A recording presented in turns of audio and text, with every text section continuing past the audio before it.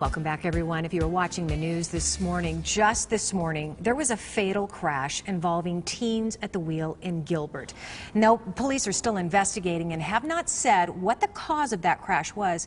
It's just a sad reminder about how important it is to educate our teens about driving and driving safely. For example, it's not uncommon to see people running red lights on any given day, but running those red lights have tragic consequences. There's a group that is hoping to change all of that. I want you to meet Jordan Hibbs. She is the president of Red Means Stop. And welcome. Thank you for joining us here this morning, Jordan. Thank you for having me. I'm excited. I am excited too, because this is such a very important topic. Now, tell me how you were first introduced to the Red Means Stop program.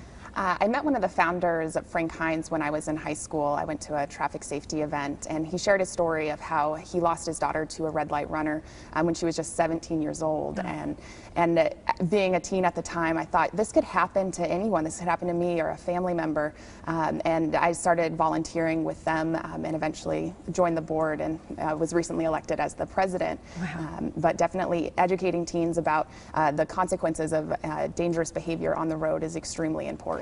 Absolutely. And you say that it's so important to start them young before they develop any bad habits. Absolutely. It's definitely, when you start them young, they're not able to pick up those habits and continue them on into adulthood, running red lights, not wearing their seatbelts, speeding. There's a lot of things that, that they need to learn at a young age to stay safe. Absolutely. And when you have their ear and it's your opportunity to educate them, what are some of the tips and advice that you give them in being aware as they leave a red light?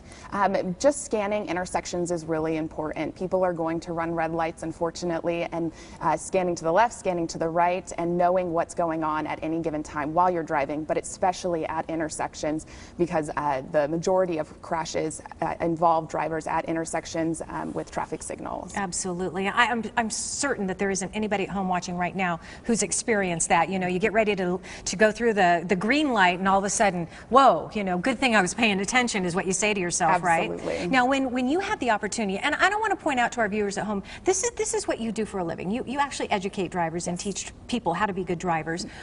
Tell me about the program that you guys offer through the Red Means Stop, where they can actually work through a simulator even before they get on the road. Absolutely. So Red Means Stop partners with Driving MBA, which is a driver training program in Scottsdale and in Chandler, and they start them off on simulators, so students will be able to experience on-road driving before they ever get onto the road.